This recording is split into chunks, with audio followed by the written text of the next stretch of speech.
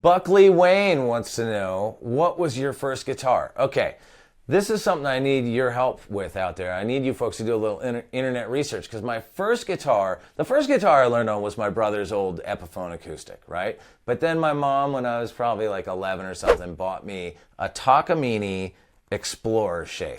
And at the time, I thought that it was, it's basically like, looked like a copy of an Aria Pro 2, but looking back, I go, well, were those the same company and I just didn't know it? I don't know. It was that same shape. It was black. It was like a small little Explorer. And I had that for a couple of years and then sold it when I was in about 10th grade, and I bought this black Les Paul from my friend Jay Duff, who was a classmate of mine in high school. This thing has been through everything with me. This played like almost every high school gig I ever did. It used to have a pick guard on it.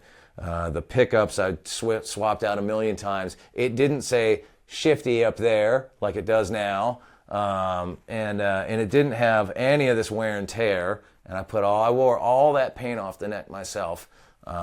And when I joined Foo Fighters, this was the only functional guitar that I had, so this toured constantly in those early years being in Foos. And at a certain point, I retired it from the road because I got nervous about it, but I'm going to bring it back, because I'll tell you what, when I turned 50, Pat Smear bought me the nicest birthday present, nicest present period I think anybody ever got me, because the pickups had been swapped out so many times. I had no idea, whatever happened to the original one. So he went out. Well, let me back up a little bit. Pat Smear bought this exact guitar a few years ago and pulled it out of the case, and I was like, my eyes bugged out of my head. I couldn't believe it. I was like, it's an 82 Black Beauty Les Paul. It's not a particularly collectible guitar or anything, but somehow he found one, not because he knew that I had one, but he just happened to buy one, and it was exactly the same as mine, but mint. So we started talking about it, and I was telling him how I didn't take it on tour anymore and had retired it from the road. So he went out and found me period correct pickups, which are in this now. That sounds great. And I put those in there and got it cleaned up, and I am going to return this thing to touring, because you have to take these things on the road. You can't just keep them in a closet. But you know what I love about this guitar too?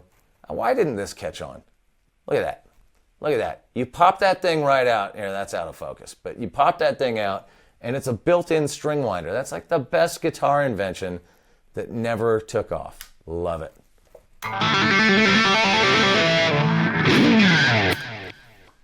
82 Black Beauty.